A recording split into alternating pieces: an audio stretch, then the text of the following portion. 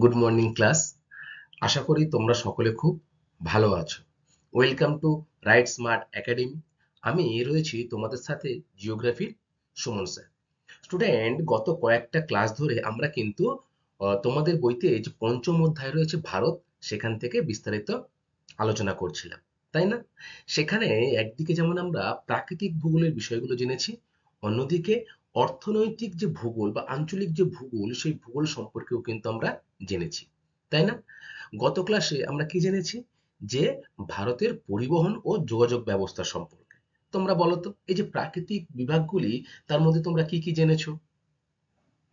Very good. ভারতের ভূপ্রকৃতি, ভারতের জলবায়ু, ভারতের নদ নদী, ভারতের স্বাভাবিক উদ্ভিদ, খুব ভালো। এবং আঞ্চলিক ভূগোলে বা অর্থনৈতিক ভূগোলে আমরা কিন্তু দেখেছি ভারতের শিল্প, ভারতের কৃষিকাজ সম্পর্কে। এবং গত ক্লাসে আমরা জেনেছিলাম ভারতের জনসংখ্যা সম্পর্কে। এবং আমরা ভারতের পরিবহন ও যোগাযোগ ব্যবস্থার মাধ্যমে যে বিষয়গুলো রয়েছে সেগুলো সম্পর্কেও কিন্তু জেনেছি গত দুটি ক্লাসের মাধ্যমে। আজকে আমরা ভারতের পরিবহন ও যোগাযোগ ব্যবস্থার পার্ট 3 সম্পর্কে আলোচনা করব। গত দুটি ক্লাসে আমি তোমাদের সাথে ভারতের পরিবহন ও যোগাযোগ ব্যবস্থার মধ্যে যে সড়ক পথ রয়েছে, রেলপথ রয়েছে, আকাশপথ রয়েছে ইত্যাদি সম্পর্কে কিন্তু বিস্তারিত আলোচনা করেছিলাম, তাই তো? আজকে আমরা কি জানবো? যে ভারতের পরিবহন ব্যবস্থার মাধ্যমে জলপথ, রজ্জুপথ ও পাইপলাইন সম্পর্কে। এবং বর্তমানে যে যোগাযোগ ব্যবস্থা রয়েছে, যেমন ইন্টারনেট, মোবাইল পরিষেবা, এইগুলো সম্পর্কেও কিন্তু আমরা আজকের ক্লাসে বিস্তারিত জানবো। তার আগে দেখি গত ক্লাসের পড়া তোমাদের কেমন মনে আছে। আচ্ছা স্টুডেন্ট, বলো তো, এই যে রেল যোগাযোগ ব্যবস্থা ভারতে প্রথম কবে চালু হয়েছিল, মনে আছে তোমাদের? Very good. রেল ব্যবস্থা কিন্তু ভারতে প্রথম চালু হয়েছিল 1853 সালে, তাই না? কোন দুটি স্থানের মধ্যে বলো তো? বাহ, খুব ভালো বলেছো যে থানে, মুম্বাই থেকে থানে অবধি কিন্তু যে রেলপথ, সেটি হলো ভারতের প্রথম রেলপথ, যেটি 1853 সালে চালু হয়। এবং এর ঠিক পরবর্তী বছরে 1854 সালে কিন্তু আরো একটি রেলপথ হয়, সেটা কিন্তু দ্বিতীয় ভারতের মধ্যে। সেটা আমাদের রাজ্য পশ্চিমবঙ্গে। কোথা থেকে কোথায় অবধি চলাচল শুরু হয় বলো তো? Very good. তাহলে হাওড়া থেকে হুগলি অবধি কিন্তু এই রেল পরিষেবা শুরু হয়। আমরা এই যে স্থলভাগের বিভিন্ন মাধ্যম সম্পর্কে জেনেছিলাম, রেলপথ, সড়কপথ। স্থলভাগের গুরুত্বপূর্ণ মাধ্যম কিন্তু হলো এই রেলপথ, তাই না? আচ্ছা, এই যে রেলপথের দৈর্ঘ্য রয়েছে, সেই দৈর্ঘ্য অনুযায়ী ভারত কিন্তু পৃথিবীতে একটি গুরুত্বপূর্ণ স্থানে রয়েছে। কততম স্থানে রয়েছে বলতো? Very good. চতুর্থ স্থানে রয়েছে ভারত। আচ্ছা, ভারতবর্ষ দেশটি বিশাল বড় একটি দেশ, তাই না? এবারে এই দেশের বিভিন্ন স্থানে রেল যোগাযোগের মাধ্যম কিন্তু গড়ে উঠেছে অঞ্চল ভিত্তিতে। এই যে আহ, রেলের যে হেডকোয়ার্টার বা রেলের যে মাধ্যমের যে গুরুত্বপূর্ণ শাখাগুলি রয়েছে, সেগুলোকে কিন্তু কয়েকটি ভাগে ভাগ করা যায়। কয় ভাগে ভাগ করা যায় বলতো অঞ্চল ভিত্তিতে? Very good. 18 ভাগে ভাগ করা যায়, তাই না? আমাদের দক্ষিণ পূর্ব রেলওয়ে সদর দপ্তর কোথায় বলতো? কলকাতা শহরে। খুব ভালো বলেছো যে দক্ষিণ পূর্বের রেলওয়ে হচ্ছে সদর দপ্তর হলো কলকাতা। এবং পূর্ব ভারতেরও রেলওয়ে কিন্তু হলো সদর দপ্তর হচ্ছে এই কলকাতা শহর। উত্তর ভারতের রেলপথের সদর দপ্তর কোথায় বলতো? ভেরি গুড, নিউ দিল্লি, তাই তো? আচ্ছা, খুব ভালো বলেছো। স্টুডেন্ট, আমরা সড়ক পথ নিয়েও বিস্তারিত আলোচনা করেছিলাম। বলতো যে ভারতবর্ষের দীর্ঘতম সড়ক পথ কোনটি বা জাতীয় সড়ক কোনটি? Very good, NH-44। এই NH-44 এর দৈর্ঘ্য কত তোমরা জানো? 4112 কিলোমিটার কিন্তু এই NH-44 এর দৈর্ঘ্য। এবং এটি ভারতবর্ষের একেবারে উত্তরে কি রয়েছে? জম্মু কাশ্মীর, শ্রীনগর। সেখান থেকে একদম দক্ষিণে, অর্থাৎ কন্যাকুমারিকা পর্যন্ত কিন্তু এই রেলপথটি, সরি, এই সড়ক পথটি কিন্তু বিস্তৃত। ন্যাশনাল হাইওয়ে NH, তাহলে কতটা পথ কিন্তু অতিক্রম করছে ভাবো। সেই উত্তরে কাশ্মীর থেকে একেবারে দক্ষিণে কিন্তু যে শেষ বিন্দু কন্যাকুমারিকা, সেই অবধি কিন্তু এই NH4টা বিস্তৃত। স্টুডেন্ট, এই যে উত্তর, দক্ষিণ এবং পূর্ব পশ্চিম, এইভাবে কিন্তু আমাদের রেল বা সড়ক পথগুলো কিন্তু যোগাযোগ করা সম্ভব হয়েছে। সড়ক পথের মাধ্যমে উত্তর, দক্ষিণ এবং পূর্ব পশ্চিম করিডোর কিন্তু তৈরি করা হয়েছে। এই যে উত্তর, দক্ষিণ আর পূর্ব পশ্চিম সড়ক পথের করিডোর, সেটি যুক্ত হয়েছে কোন শহরে বলতো? উত্তরপ্রদেশের ঝাঁসিতে কিন্তু মিলিত হয়েছে এই আহ, উত্তর এবং দক্ষিণ এবং পূর্ব এবং পশ্চিমের যে মাঝখানের যে বিন্দুটা, অর্থাৎ যেখানে মিলিত হয়েছে দুটি এই গুরুত্বপূর্ণ জাতীয় সড়ক, সেটি কিন্তু হলো উত্তরপ্রদেশের ঝাঁসিতে। স্টুডেন্ট, এই যে উন্নয়নের বা ভারতের মানুষের জীবনরেখা বলা হয় কাকে বলতো? ভেরি গুড, রেলপথকে কিন্তু বলা হয় জীবনরেখা, তাই না ভারতের? আচ্ছা স্টুডেন্ট, আমরা মেট্রো রেল সম্পর্কেও পড়েছিলাম। বলতো মেট্রো রেল প্রথম কবে কোথায় চালু হয়? ভেরি গুড, প্রথম কিন্তু এই কলকাতা শহরে মেট্রো রেল চালু হয়, তাই না? কত সালে বলতো? 1984 সালে।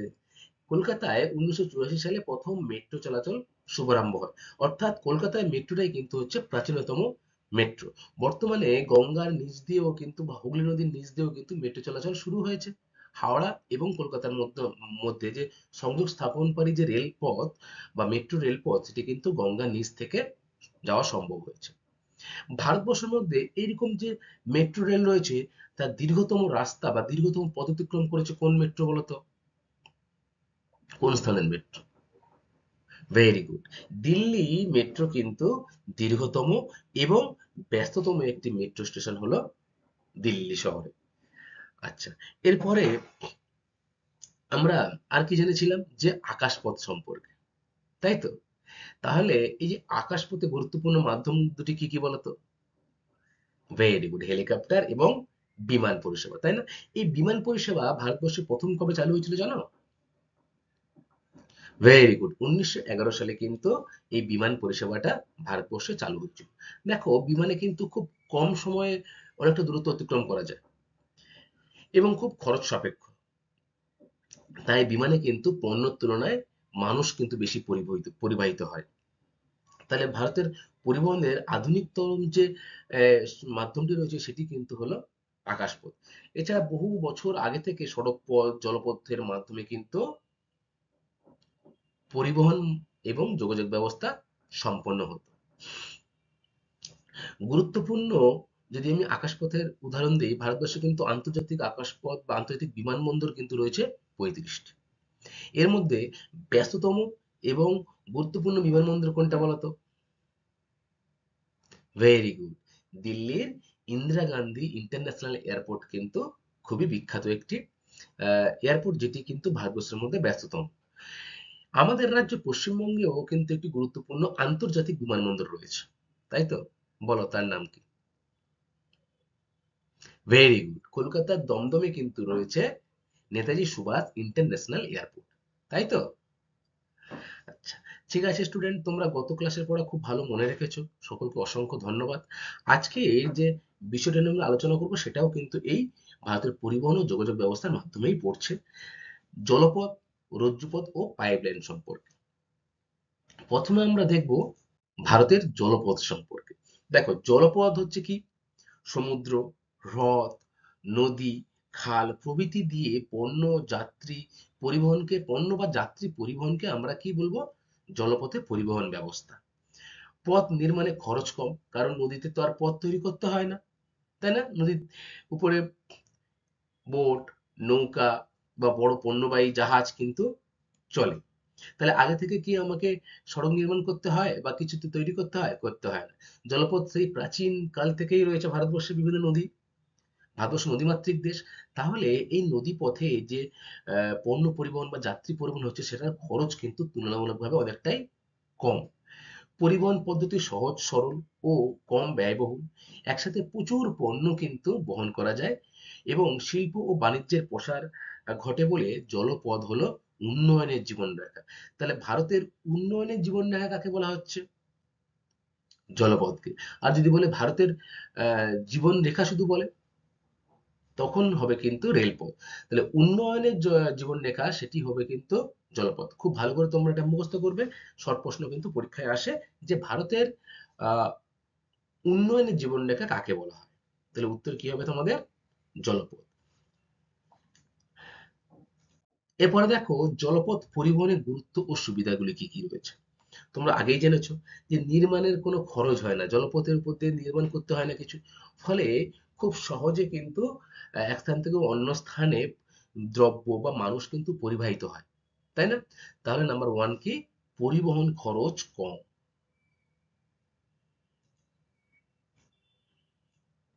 নাম্বার দুই, পণ্য পরিবহন ব্যয় কম। এই যে পণ্য এক স্থান থেকে অন্য স্থানে নিয়ে যাওয়া হচ্ছে তারও কিন্তু যে খরচ রয়েছে সেটিও কিন্তু যথেষ্ট কম। তিন, একসাথে প্রচুর পণ্য বহন করা যায়। দেখো তোমরা বড় বড় জাহাজ এর নাম জেনেছো বা ছবিতে দেখেছো, তাই না? বা সিনেমাতে দেখেছো। এই দেখো এই যে ছবি রয়েছে এখানে একটা একটা জাহাজে কতটা পরিমাণ মাল কিন্তু একসাথে তোলা হয়। তাহলে এই সুবিধাটা কিন্তু আহ, আকাশপথ বা স্থলপথে কিন্তু সম্ভব নয়। তাহলে একসাথে প্রচুর পণ্য পরিবাহিত হয় কার মাধ্যমে? জলপথের মাধ্যমে বা জাহাজ নৌকার মাধ্যমে। নাম্বার চার, যানজটের সম্ভাবনা থাকে না। দেখো সড়ক পথে কিন্তু তোমরা দেখবে হামেশাই যানজট লেগে থাকে, তাই না? সিগন্যাল থাকে বিভিন্ন স্থানে স্থানে, কিন্তু জলপথে তেমন কোনো সিগন্যালই নেই। ফলে যানজটের কোনো কিন্তু সম্ভাবনাই থাকে না। নাম্বার চার। নাম্বার পাঁচ কি? বিপুল বাণিজ্য হয়। দেখো জলপথের মাধ্যমে কিন্তু বিপুল বাণিজ্য হয়। আমরা কি জানি যে পৃথিবীতে এক ভাগ স্থল তিন ভাগ জল, তাই তো? তাহলে পৃথিবীতে কিন্তু জলভাগের স্থানটা বেশি।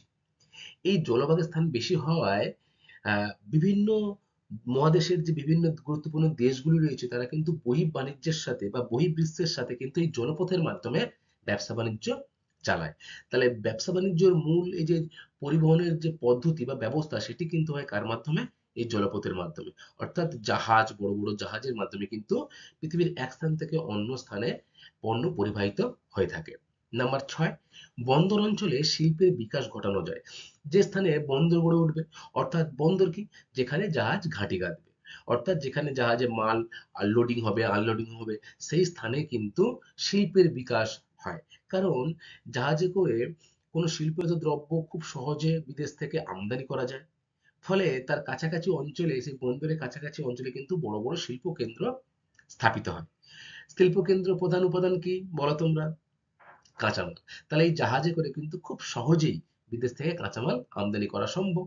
তাই বন্দরের কাছাকাছি অঞ্চলে কিন্তু শিল্প কেন্দ্র গড়ে ওঠে। তাহলে তোমরা কি জানলে যে বন্দরের পরিবহনের জলপথ পরিবহনের গুরুত্ব ও সুবিধাগুলি কি কি।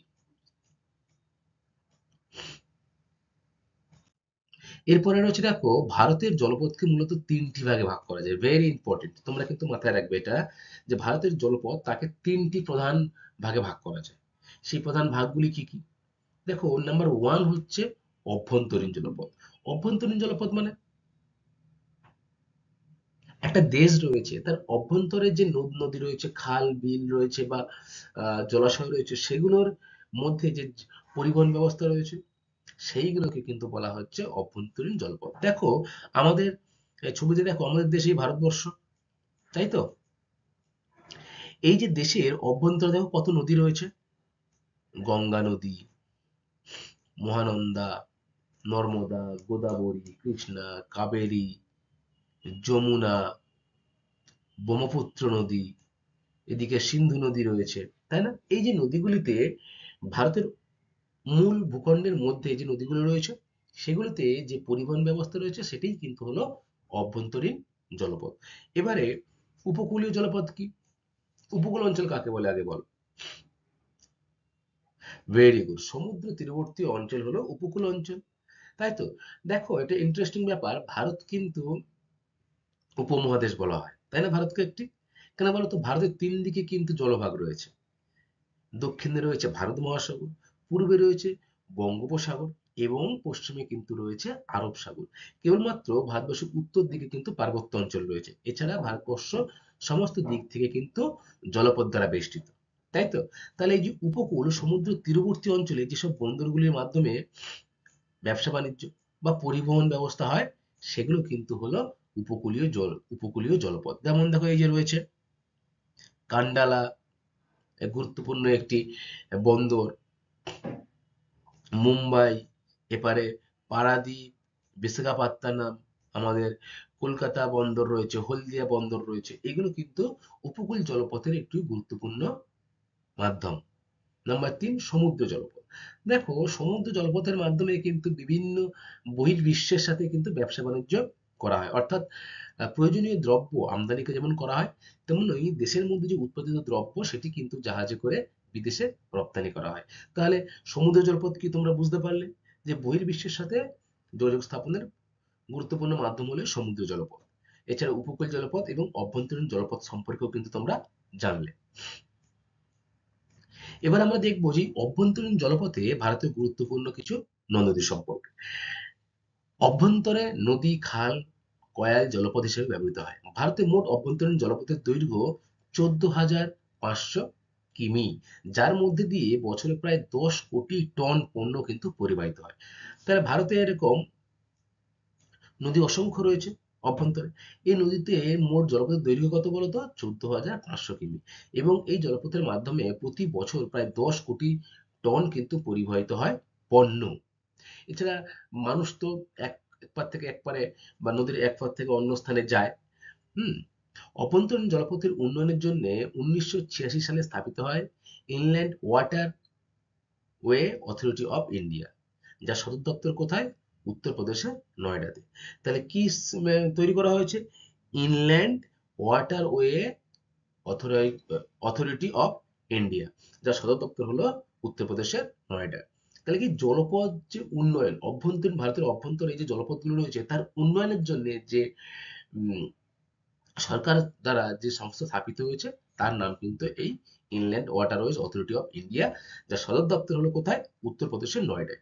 খুব গুরুত্বপূর্ণ একটা শর্ট প্রশ্ন, তোমরা কিন্তু এটা মনে রাখবে। ভারতে রয়েছে মোট 3টি জাতীয় জলপথ। তাহলে কি? জাতীয়, আমরা ন্যাশনাল হাইওয়ে পড়েছিলাম না সড়ক পথের সময়, মনে আছে?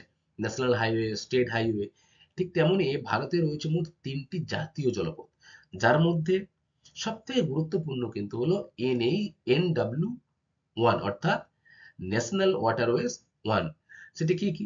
গঙ্গা, ভাগীরথী, হুগলি নদীর উপর হলদিয়া থেকে এলাহাবাদ, অর্থাৎ হলদিয়া থেকে কিন্তু এলাহাবাদ পর্যন্ত ভারতের দীর্ঘতম জাতীয় জলপথটি রয়েছে। দেখো তোমরা ছবি দেখলেই বুঝতে পারবে। এটি পশ্চিমবঙ্গ। পশ্চিমবঙ্গ এখানে কি রয়েছে? হলদিয়া বন্দর। এই হলদিয়া থেকে দেখো এই অভ্যন্তরে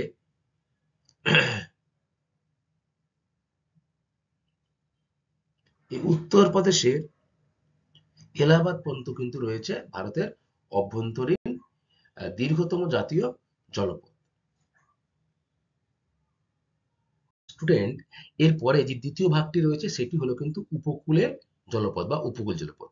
ভারতের উপকূলের দৈর্ঘ্য প্রায় 7,517 কিমি এবং উপকূল বরাবর গড়ে তোলা হয়েছে 13টি বৃহদায়তন এবং 18টি মাঝারি ও ক্ষুদ্র বন্দর। উপকূল জলপথে পরিবহন হয় এই বন্দরগুলির মাধ্যমে।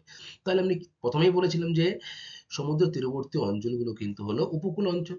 এই উপকূল অঞ্চল বরাবর ভারতে কিন্তু 13টি বৃহৎ বন্দর কিন্তু গড়ে তোলা হয়েছে।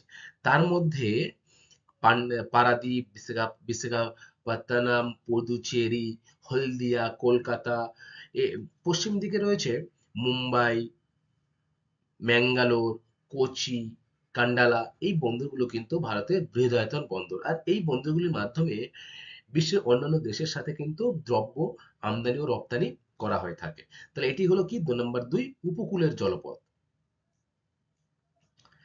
3 নম্বর হচ্ছে দেখো সমুদ্রপথ। ভারতের 13টি প্রধান বন্দর দিয়ে সমুদ্রপথের পণ্য আমদানি ও রপ্তানি হয়। সমুদ্রপথের মাধ্যমে প্রধানত বহিঃবাণিজ্য হয়। যে বন্দর দিয়ে বছরে কমপক্ষে 50 লক্ষ পণ্য 50 লক্ষ টন পণ্য কিন্তু আমদানি ও রপ্তানি হয়, সেগুলি হলো কিন্তু প্রধান বন্দর। তাহলে প্রধান বন্দরের উদাহরণ কি বা প্রধান বন্দরের নিয়মটা কি? যে যে বন্দরের মাধ্যমে বছরে 50 থেকে 60 লক্ষ টন পণ্য পরিবাহিত হয়, অর্থাৎ 50 লক্ষ টনের বেশি পণ্য পরিবাহিত হয়, তাকে আমরা কি বলবো? প্রধান বন্দর। ভারতে এরকম 13টি প্রধান প্রধান বন্দর রয়েছে। ঠিক আছে? উপকূল জলপথের মাধ্যমে কিন্তু ভারতের এক স্থান থেকে অন্য স্থানেও পণ্য আমদানি হয়। কিন্তু সমুদ্র পথের মাধ্যমে কি হয়, যে বহির্বাণিজ্যের সাথে কিন্তু এই যে যোগাযোগ ব্যবস্থা বা পণ্য আমদানি রপ্তানির ক্ষেত্রে গুরুত্বপূর্ণ ভূমিকা পালন করে কিন্তু সমুদ্রপথ। আচ্ছা, এবারে আমরা কতগুলি বিষয় সম্পর্কে জানবো, যেমন বন্দর, পশ্চাৎভূমি, হুম, তারপরে পোতাশ্রয়, এগুলো কিন্তু সবই বন্দরের সাথে যুক্ত, জলপথের সাথে যুক্ত। দেখো, প্রথমেই আসবো বন্দর। তোমরা সকলেই বন্দর সম্পর্কে কম বেশি জানো। নদী ও সমুদ্র তীরবর্তী যে স্থানে জাহাজ নোঙর করে এবং পণ্য ওঠানো নামানো হয়, তা হলো কিন্তু বন্দর। তাহলে নদী ও সমুদ্রের তীরে যে স্থানে জাহাজ এসে ঘাঁটি বাঁধে এবং যেখানে জাহাজের লোডিং এবং আনলোডিং হয়, যে পণ্য আমদানি বা রপ্তানি করার জন্য জাহাজ ভর্তি করা হয় বা খালি করা হয় যে স্থানে, সেই স্থানটা হলো কিন্তু বন্দর। বন্দর হলো জলপথ থেকে স্থলপথ এবং স্থলপথ থেকে জলপথের প্রবেশদ্বার। তাহলে বন্দর কি? জলপথ থেকে কিন্তু আমরা স্থলপথে আসছি বন্দরে, তাই না? বন্দর কোথায়? সমুদ্রের তীরবর্তী অঞ্চলে, অর্থাৎ স্থলপথের একদম গায়ে। তাহলে জলপথ থেকে স্থলপথে আসছি এবং স্থলপথ থেকে কিন্তু আবার আমরা জলপথে প্রবেশ করছি, কার মাধ্যমে? বন্দরের মাধ্যমে। তাহলে নাম্বার ওয়ান কি হলো? বন্দর। দেখো, এই যে নদীটি দেখছো, এটি কিন্তু গিয়ে সমুদ্রের সাথে মিশেছে। তাহলে যে স্থানে এই যে মাল লোডিং হচ্ছে, আনলোডিং হচ্ছে, সেই স্থানটাই কিন্তু হলো স্টুডেন্ট কি? বন্দর। এরপরে রয়েছে দেখো পশ্চাৎভূমি।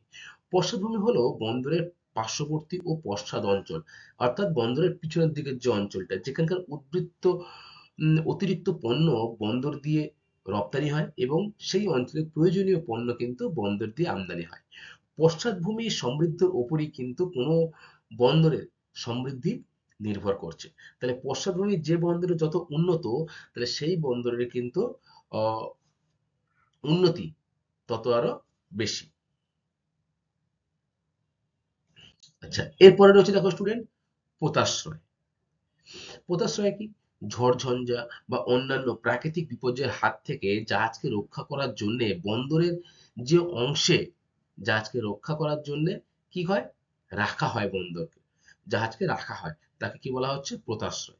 পোতাশ্রয় হলো জাহাজের আবাসস্থল, যেখানে এই জাহাজগুলোকে মেরামতি করা হয় বা যন্ত্রপাতি ঠিকঠাক আছে কিনা, ইঞ্জিন ঠিকঠাক আছে কিনা, সেগুলো চেক করা হয়। কার মাধ্যমে? এই পোতাশ্রয়ের মাধ্যমে। তাহলে কি, জাহাজ যেখানে এসে অবস্থান করে বা যেখানে এসে ঘাঁটি বাঁধে বা যেখানে তার মেরামতি হয়, সেই স্থানটি কিন্তু হলো পোতাশ্রয়। জাহাজকে ঝড়-ঝঞ্ঝা, বন্যা থেকে রক্ষা করতে হবে। এই পোতাশ্রয়গুলো কিন্তু তৈরি করা হয় কৃত্রিমভাবে। ঠিক আছে? দেখো, এই একটি যে পোতাশ্রয়, এখানে কিন্তু জাহাজকে ঘাঁটি করা হয়েছে। আশা করি বুঝতে পেরেছো তোমরা। আচ্ছা, এরপরে রয়েছে দেখো ভারতবর্ষের প্রধান প্রধান বন্দর সম্পর্কে। দেখো, ভারতবর্ষকে কিন্তু আমরা এই বন্দরগুলিকে দুটি ভাগে ভাগ করতে পারি, তাই তো? কি কি ভাগ? এটা কোন দিক স্টুডেন্ট? দক্ষিণ দিক, তাই না? আর এটা উত্তর দিক, তাই তো? তাহলে ভারতবর্ষকে যদি আমরা পূর্ব এবং পশ্চিমে দেখি, দেখব কি, যে সমুদ্র রয়েছে। উত্তর দিকে কিন্তু সমুদ্র নেই। তাহলে পূর্ব দিকে যে বন্দরগুলো গড়ে উঠেছে, সেটি হচ্ছে পূর্ব উপকূলের বন্দর, এবং এই যে পশ্চিম দিকে যে বন্দরগুলি গড়ে উঠেছে, সেটি হলো পশ্চিম উপকূলের বন্দর। তাহলে আমরা কটা ভাগে ভাগ করতে পারছি? দুটি ভাগে ভাগ করতে পারছি, তাই তো? এবারে প্রথমে আমরা আসবো পশ্চিম উপকূলের গুরুত্বপূর্ণ বন্দরগুলি কি কি। আগে বন্দরগুলোর নাম শোনো, ভেরি ভেরি ইম্পর্টেন্ট। তোমরা কিন্তু খুব ভালো করে মনে রাখবে, পরীক্ষায় কিন্তু এই শর্ট প্রশ্ন আসে। কান্দালা, মুম্বাই, জওহরলাল, মরমাগাঁও, নিউ ম্যাঙ্গালোর, কোচি, এই যে প্রধান যে ছটি আমি নাম বললাম বন্দরের, এই প্রধান ছটি বন্দর কিন্তু কোথায় রয়েছে? ভারতের পশ্চিম উপকূলে। পশ্চিম উপকূলে এই যে আহ, বন্দরগুলি, কান্দালা বন্দর গুজরাটে অবস্থান করছে এবং করমুক্ত বন্দর হচ্ছে এই কান্দালা। যদি বলে ভারতের করমুক্ত বন্দর কোনটি, তাহলে তোমাদের উত্তর কি হবে? Kandla. Very very very important. ঠিক আছে? ভারতের করমুক্ত বন্দর হলো কিন্তু কান্দালা, যেটি কোথায় অবস্থান করছে? গুজরাটে। নাম্বার দুই, মুম্বাই। আমরা গেটওয়ে অফ ইন্ডিয়া দেখি তো মুম্বাইতে, অর্থাৎ ভারতের প্রবেশদ্বার বলি। তাহলে এই যে মুম্বাই বন্দর, সেটি কিন্তু হলো ভারতের প্রবেশদ্বার, যেটি মহারাষ্ট্রে অবস্থান করছে। তাহলে ভাবো, ভারতের প্রবেশদ্বার কোন বন্দর? মুম্বাই বন্দর। এরপরে দেখবো জওহরলাল নেহেরু বা নবসেনা, মহারাষ্ট্র। আধুনিক প্রযুক্তি বন্দর হচ্ছে কিন্তু এই জওহরলাল নেহেরু বা নবসেনা বন্দর, অর্থাৎ হাইটেক বন্দর বলা হয় এই জওহরলাল নেহেরু বা নবসেনা বন্দরকে। আধুনিক যেসব ব্যবস্থাগুলি একটি বন্দরে থাকা প্রয়োজন, সেই বন্দর কিন্তু গড়ে উঠেছে কোথায়? এই মহারাষ্ট্রের জওহরলাল নেহেরু বন্দরে। আচ্ছা, নাম্বার 4, মারমাগাঁও বন্দর, যেটি গোয়াতে অবস্থান করছে। লোহা রপ্তানিতে বিখ্যাত। ভারতবর্ষের মধ্যে সব থেকে বেশি লোহা রপ্তানি হয় এই মারমাগাঁও এই মারমাগাঁও জলপথের মাধ্যমে বা বন্দরের মাধ্যমে। এরপরে নিউ ম্যাঙ্গালোর, কর্ণাটক, কফি রপ্তানিতে বিখ্যাত। বিদেশে আমাদের দেশ থেকে যে উৎপন্ন কফি, সেটি কিন্তু বাইরের বিভিন্ন দেশে কিন্তু রপ্তানি করা হয়। তাহলে এই যে কফি কিভাবে রপ্তানি করা হয়? জলপথের মাধ্যমে। কোন বন্দরের মাধ্যমে? যে নিউ ম্যাঙ্গালোর বন্দরের মাধ্যমে কিন্তু ভারতবর্ষে সব থেকে বেশি কফি রপ্তানি করা হয়। এরপরে রয়েছে দেখো কোচি, কোথায় অবস্থিত? কেরল। কোচিকে আমরা কি নামে চিনি? আরব সাগরের রানীর নামে কিন্তু চিনি কাকে? কোচিকে। তাহলে তোমাদের এটা জানতে হবে যে ভারতের অবস্থিত কোচি বন্দরকে আমরা কি নামে চিনি? যে ভারতের আরব সাগরের রানী। আচ্ছা, এবারে আসবো আমরা পশ্চিম উপকূল। তার আগে দেখো এই যে গুজরাটে কান্ডালা, মুম্বাই মহারাষ্ট্রে, জওহরলাল নেহরু এটাও মহারাষ্ট্রে, নিউ ম্যাঙ্গালোর কর্ণাটকে, এবং কোচি কিন্তু হলো কেরলে। আর গোয়াতে কি রয়েছে? মারমাগাঁও। আচ্ছা, এরপরে পূর্ব উপকূলের বিখ্যাত কয়েকটি বন্দরের আগে আমরা জানবো কি কি। কলকাতা বন্দর, হলদিয়া বন্দর, আর কি? পারাদ্বীপ বন্দর, বিশাখাপত্তনম বন্দর, এন্নোর, চেন্নাই, তুতিকোরিন বা পোর্ট ব্লেয়ার, এটা কিন্তু রয়েছে আন্দামানে। এগুলো সব পূর্ব উপকূলের গুরুত্বপূর্ণ বন্দর, যার মাধ্যমে কিন্তু বহির্বিশ্বের সাথে ব্যবসা বাণিজ্য সম্ভব হয়েছে। দেখো কলকাতা ও হলদিয়া যে বন্দর, সেটি পশ্চিমবঙ্গে অবস্থান করছে। পূর্ব ভারতের বৃহত্তম যদি বন্দর বলা হয় কোনটা, সেটি কিন্তু হবে এই কলকাতা হলদিয়া বন্দর। কলকাতা অন্তর্দেশীয় নদী বন্দর হচ্ছে এই কলকাতা ও হলদিয়া বন্দর। এরপরে পারাদ্বীপ, উড়িষ্যাতে গভীর বন্দর। এছাড়া রয়েছে বিশাখাপত্তনম, অন্ধ্রপ্রদেশের একমাত্র স্বাভাবিক পোতাশ্রয় বন্দর। এন্নোর, নবনির্মিত বন্দর কিন্তু হলো এই এন্নোর। দক্ষিণ ভারতের বৃহত্তম যে বন্দর, সেটি হলো কিন্তু চেন্নাই, যেটি অবস্থান করছে কোথায়? তামিলনাড়ুতে। এছাড়া তুতিকোরিন তামিলনাড়ু, পোর্ট ব্লেয়ার কোথায় রয়েছে? আন্দামানে রয়েছে। দেখো এই যে পূর্ব উপকূলের কলকাতা, হলদিয়া, এই দুটি পশ্চিমবঙ্গ রয়েছে। এছাড়া পারাদ্বীপ রয়েছে উড়িষ্যায়, বিশাখাপত্তনম অন্ধ্রপ্রদেশ, এন্নোর, এন্নোর কোথায়? তামিলনাড়ু। চেন্নাই কোথায়? এটাও কিন্তু তামিলনাড়ুতে রয়েছে। তাহলে তোমরা আশা করি বুঝতে পেরেছো যে ভারতের প্রধান প্রধান বন্দরগুলি কি কি। ঠিক আছে? এবং পূর্ব উপকূলের এবং পশ্চিম উপকূলের বন্দরগুলির নাম কিন্তু তোমরা মনে রাখবে। তাহলে আমরা জলপথ সম্পর্কে কিন্তু বিস্তারিত জানলাম, তাই তো? এরপরে কি আছে দেখবো। এরপরে রয়েছে দেখো রজ্জুপথ বা রোপওয়ে। রোপওয়ের নাম সঙ্গে তোমরা সকলে পরিচিত, তাই তো? এই রজ্জুপথের ইংলিশে হলো কিন্তু রোপওয়ে। ইলেকট্রিক মোটর চালিত তারের মাধ্যমে পণ্য বা যাত্রী পরিবহনকে আমরা কি বলবো? রজ্জুপথ। তাহলে কি? ইলেকট্রিক তারের মাধ্যমে পণ্য বা যাত্রী পরিবহনকে আমরা কি বলবো? রজ্জুপথ। দেখো এই যে ইলেকট্রিক তারের মাধ্যমে কিন্তু যাত্রী এর মধ্যে রয়েছে, বা এর মধ্যে পণ্যও কিন্তু পরিবাহিত হয়, সেটাই হলো কিন্তু রজ্জুপথ। বিখ্যাত কয়েকটি রজ্জুপথগুলি কি কি? দেখো উত্তরাখণ্ডের যোশীমঠ, আউলি, মুসৌরি, এরকম রজ্জুপথ রয়েছে। পশ্চিমবঙ্গের দার্জিলিং এবং কোথায়? রঞ্জিত ভ্যালি। এইটা কিন্তু হলো পশ্চিমবঙ্গের দার্জিলিং এবং রঞ্জিত ভ্যালির একটি ছবি। সিকিমের গ্যাংটকে রয়েছে এরকম রজ্জুপথ। জম্মু ও কাশ্মীরের গুলমার্গ ও গোন্ডালার মধ্যে কিন্তু এরকম রজ্জুপথ অবস্থান করছে। দেখো এই যে তোমরা নিচে ছবিটা দেখছো, চারিদিকে শুধু বরফ আর বরফ, মাঝখানে দেখো এই যে রজ্জুপথের মাধ্যমে যাতায়াত সম্ভব হচ্ছে। এটি কিন্তু জম্মু কাশ্মীরের গুলমার্গ ও গোন্ডালার একটি চিত্র। তাহলে তোমরা বুঝতে পারছো যে এই যে রজ্জুপথগুলি, এগুলো কিন্তু যেখানে যোগাযোগ ব্যবস্থা, সড়ক পথে সড়কপথ তৈরি করা সম্ভব না, বা যোগাযোগের মাধ্যম হিসেবে অন্যান্য যে পরিবাহিত বিষয়গুলো বা ব্যবস্থাপনাগুলো রয়েছে, সেগুলো কিন্তু এখানে তেমন ভাবে কাজ করে না। ফলে তারের মাধ্যমে, ইলেকট্রিক তারের মাধ্যমে, রজ্জুপথের মাধ্যমে যাত্রী পরিবহন কিন্তু করা হয়ে থাকে। এছাড়া 5 নম্বর কি রয়েছে? গুজরাটের গিরনায় আরো বিভিন্ন স্থানে কিন্তু এরকম বর্তমানে রোপওয়ের মাধ্যমে পরিবহন করা হয় যাত্রী এবং পণ্য। তোমরা এগুলো মনে রাখবে, কয়েকটি গুরুত্বপূর্ণ। আর কি রয়েছে দেখো, রজ্জুপথের সুবিধা ও গুরুত্ব, অর্থাৎ রজ্জুপথ কি কি সুবিধা দিয়ে থাকে। নাম্বার ওয়ান, দুর্গম পাহাড়ি অঞ্চলে খনিজ দ্রব্য ও পরিবহনে এটি গুরুত্বপূর্ণ একটি মাধ্যম।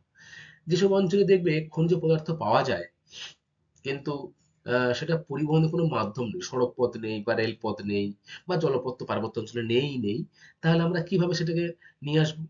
এই পাহাড়ি অঞ্চলে রজ্জুপথের মাধ্যমে কিন্তু খুব সহজেই এবং খুব কম খরচেই কিন্তু খনিজ দ্রব্য পরিবাহিত হয়ে থাকে। নাম্বার দুই, দুর্গম অঞ্চলে যাত্রী পরিবহনেও এটি গুরুত্বপূর্ণ ভূমিকা পালন করে। দেখো, কাশ্মীরের বিভিন্ন স্থানে কিন্তু এরকম রজ্জুপথ রয়েছে, ঠিক আছে? কেন রয়েছে? কারণ সেখানে পার্বত্য অঞ্চলের প্রতি বছরই কিন্তু শীতের সময় প্রচুর বরফ পড়ে। তাহলে এই বরফের উপর দিয়ে নিশ্চয়ই যান চলাচল করা সম্ভব নয়। তাই রজ্জুপথের মাধ্যমে কিন্তু যাত্রী পরিবহনেও রয়েছে এই জম্মু কাশ্মীর।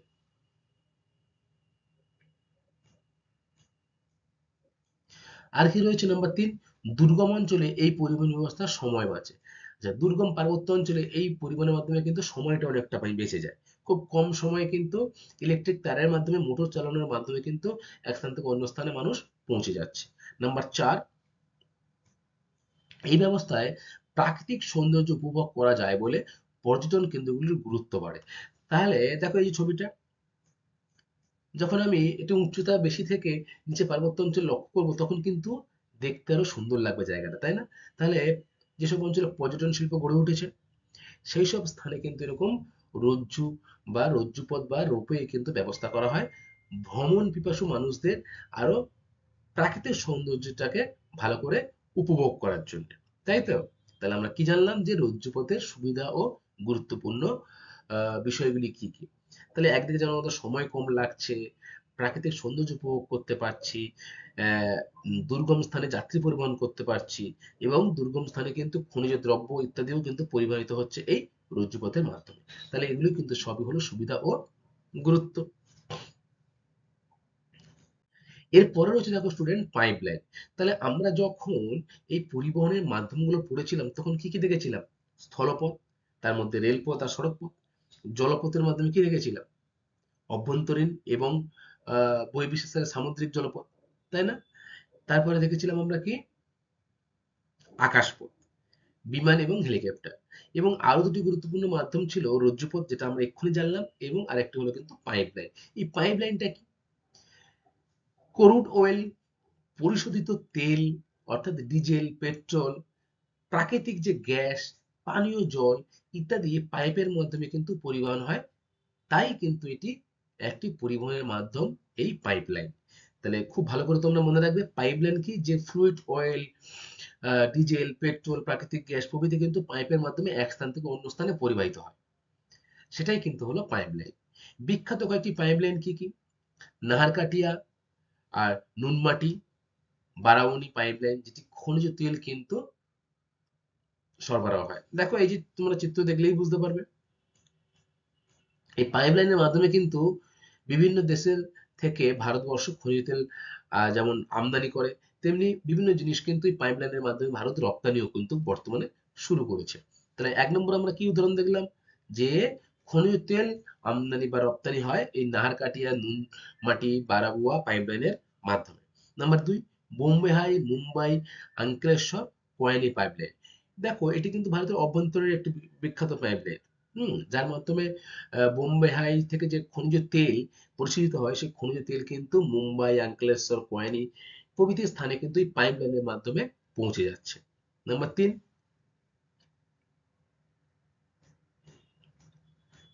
সালায়া, কয়ানি, মথুরা খনিজ তেল, এটিও কিন্তু খনিজ তেল হিসেবে গুরুত্বপূর্ণ। আর কি রয়েছে দেখো, আর রয়েছে হাজিরা, বিজাপুর, জগদীশপুর পাইপলাইন, প্রাকৃতিক গ্যাস কিন্তু এর মাধ্যমে পরিবাহিত হচ্ছে। Jamnagar Luni pipeline, LPG gas যে রয়েছে সেই এলপিজি গ্যাস জামনগর লুনি পাইপলাইনের মাধ্যমে কিন্তু পরিবাহিত হচ্ছে। এছাড়া হলদিয়া, মৌরিগ্রাম, রাজবাঁধ পাইপলাইনের মাধ্যমে পেট্রোল, ডিজেল প্রভৃতি দ্রব্য কিন্তু এক স্থান থেকে অন্য স্থানে খুব সহজেই পৌঁছে যাচ্ছে।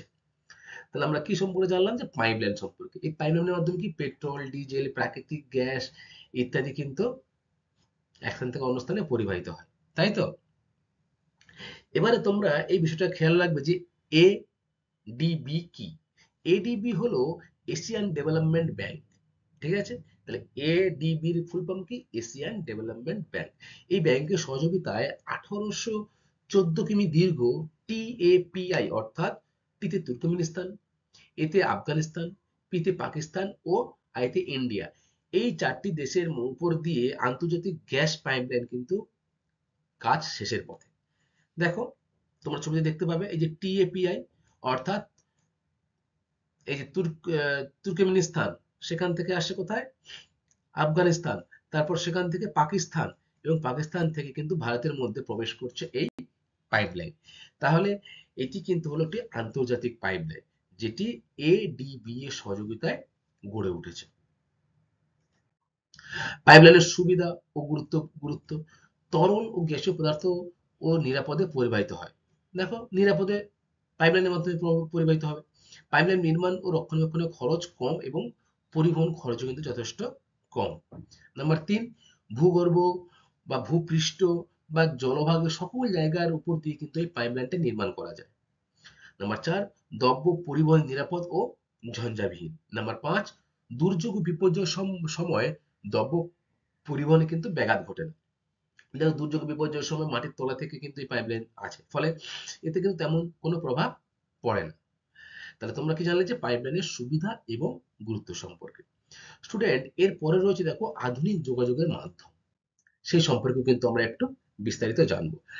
তথ্য ও ভাবের আদান প্রদানকে বলা হয় যোগাযোগ, এবং যে মাধ্যম দ্বারা তথ্য ও ভাবের আদান প্রদান হয় সেটাই হলো কিন্তু আধুনিক যোগাযোগ ব্যবস্থার একটি গুরুত্বপূর্ণ মাধ্যম। তবে পরিবহন ও যোগাযোগ কিন্তু এক নয়। পরিবহন ব্যবস্থা আলাদা, যোগাযোগ ব্যবস্থাও কিন্তু আলাদা। বর্তমানে ইন্টারনেট ব্যবস্থা, ইমেল, তারপরে চলভাষ বা মোবাইলের দ্বারা কিন্তু এই যোগাযোগ মাধ্যমটা কিন্তু সম্ভব হয়েছে। প্রথমে আমরা দেখব ইন্টারনেট ব্যবস্থা সম্পর্কে। তোমরা সকলেই প্রায় ইন্টারনেট ব্যবহার করো। যারা আমার ক্লাসটা এখন দেখছো ফোনে বা ল্যাপটপে, তারা কিন্তু ফোনে ইন্টারনেট কানেকশনটা কিন্তু তাদের আছে, তাই তো? তাহলে পৃথিবীর প্রায় সমস্ত দেশে এই ইন্টারনেট কানেকশন কিন্তু এখন পৌঁছে গেছে। Computer, laptop, palmtop, mobile phone, যে ব্যবস্থার সাথে পরস্পর যুক্ত থাকে সেটাই কিন্তু হলো ইন্টারনেট, ঠিক আছে? এর মাধ্যমে কি হয়? এর মাধ্যমে ইমেল, নেট ব্যাংকিং, চ্যাটিং, তথ্য সংগ্রহ, প্রেরণ করা তথ্য এবং তথ্য অনুসন্ধান করা প্রভৃতি কিন্তু কাজ হয়ে থাকে এই ইন্টারনেট ব্যবস্থার মাধ্যমে।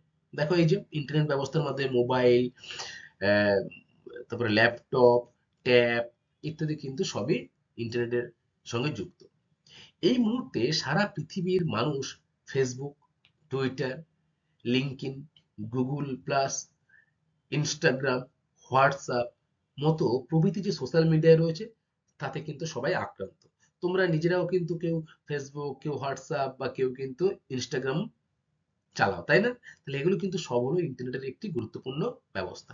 এবারে ভারতবর্ষ কিন্তু মোট ইন্টারনেট সংযোগে পৃথিবীতে দ্বিতীয় স্থানে রয়েছে, অর্থাৎ মোট যে ইন্টারনেট সংযোগ রয়েছে ভারতবর্ষের মধ্যে, সেটা কিন্তু পৃথিবীর দ্বিতীয় বৃহত্তম।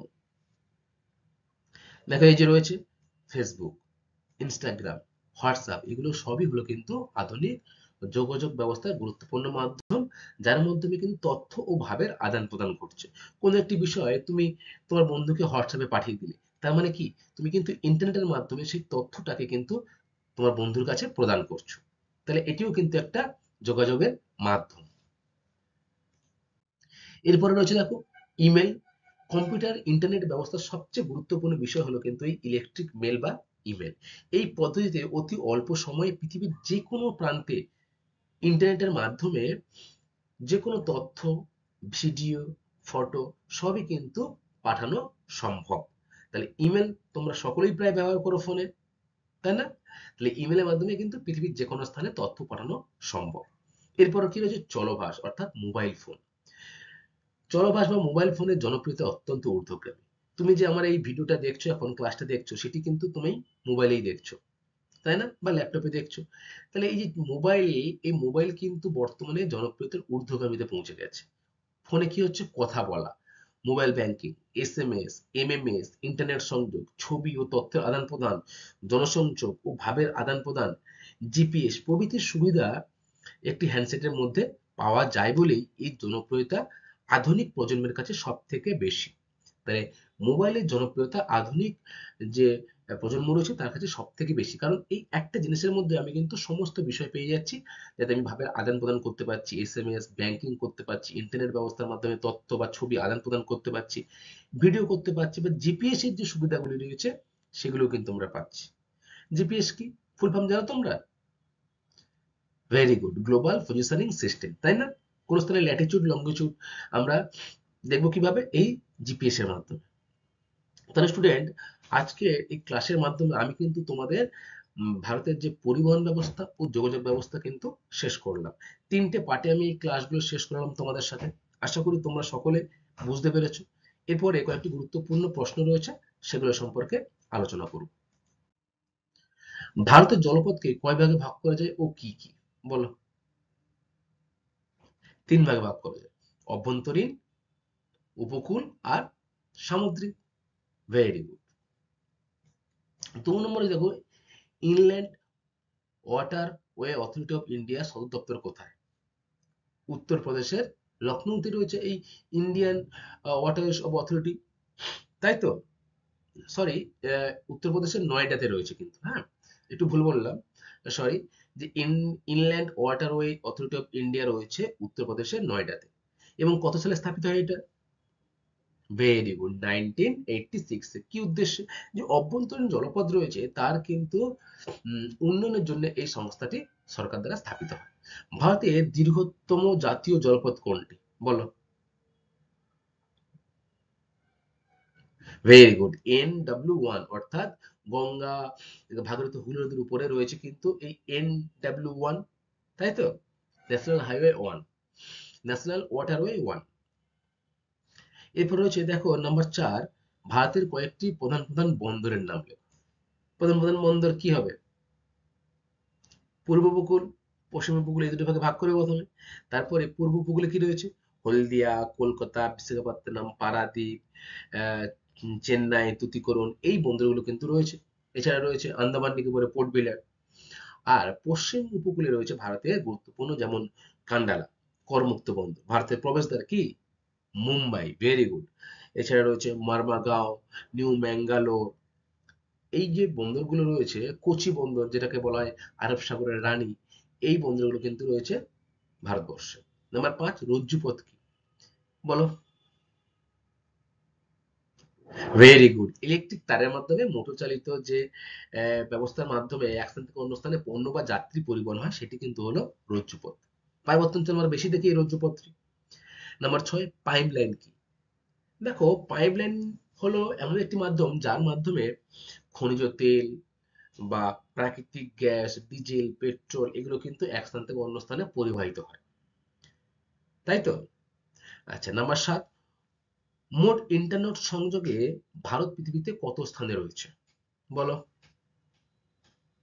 ভেরি গুড, দ্বিতীয় স্থানে কিন্তু রয়েছে আমাদের ভারতবর্ষ, তাই তো? যদি তোমাদের বলে স্টুডেন্ট, এই যে ইন্টারনেটের মাধ্যমগুলি কি কি? মোবাইল, ল্যাপটপ, পাম্পটপ, এইগুলো কিন্তু সবই হলো ইন্টারনেটের মাধ্যম। বর্তমানে ফেসবুক, টুইটার, তারপরে হোয়াটসঅ্যাপ, ইনস্টাগ্রামের জনপ্রিয়তা কিন্তু সব থেকে বেশি রয়েছে। মোট ইন্টারনেটের সংযোগে ভারত কিন্তু পৃথিবীতে রয়েছে দ্বিতীয় স্থানে, এটা কিন্তু মনে রাখবে। এরপর রয়েছে দেখো, আহ, জলপথ পরিবহনের গুরুত্ব ও সুবিধাগুলি কি কি? বলবে তোমরা। খুবই সহজ, এটা কিন্তু 5 নম্বরের পরীক্ষায় আসে। হ্যাঁ, জলপথ পরিবহনের গুরুত্ব ও সুবিধাগুলি কি কি? কি কি বলতে পারবে? বলো।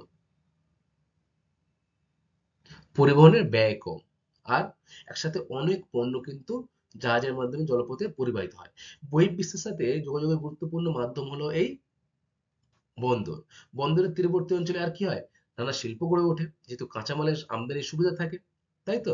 এগুলো হলো কিন্তু জলপথ পরিবহনের গুরুত্ব ও সুবিধা। ঠিক আছে স্টুডেন্ট, এর পরবর্তী ক্লাসে আমি তোমাদের সাথে এই যে ভারতবর্ষ যে আঞ্চলিক বিভাগগুলির মধ্যে জনসংখ্যা, ভারতের কৃষিকাজ, ভারতের পরিবহন ব্যবস্থা বা ভারতের শিল্প, এগুলো নিয়ে কিন্তু প্রশ্নোত্তর পর্ব আলোচনা করব। অর্থাৎ তোমাদের বইতে যে অনুশীলনী রয়েছে সেই অনুশীলনী সম্পর্কে বিস্তারিত আলোচনা করব। সকলকে অসংখ্য ধন্যবাদ ক্লাসটি মনোযোগ দিয়ে শোনার জন্য। Thank you class.